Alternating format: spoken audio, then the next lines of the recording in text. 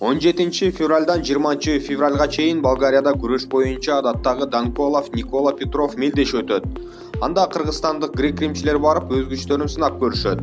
Ал эми эркин күрөш боюнча балбандарыбыз 24-нөн 27-сине чейин Түркияда өтө турган эл аралык рейтингдүү Яшар-Доо мелдешине бара турганы белгилүү болду.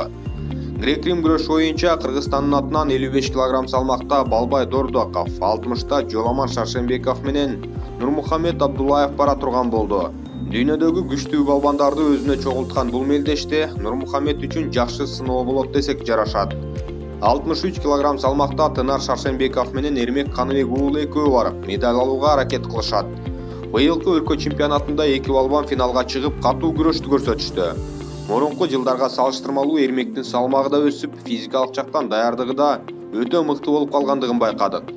Кийинки 67 кг салмагында Марлен Асикеев менен Элдияр Сатаров тизмеде. Болгариядагы мелдеште Элдияр Сатаров медальга илинеби жокпу убакыт көрсөтөр. Ал эми Марлен сөзсүз түрдө медальга илиниши керек.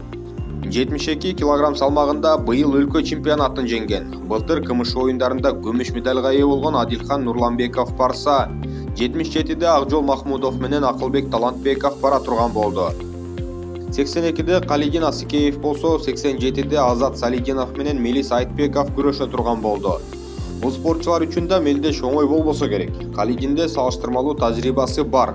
Салидинов да эл аралык чоң мелдештерге чыгып калды. Мелис Айтбековдун күрөшүн байкай тургандар көп. Анткени өлкө чемпионатын жеңген спортчу.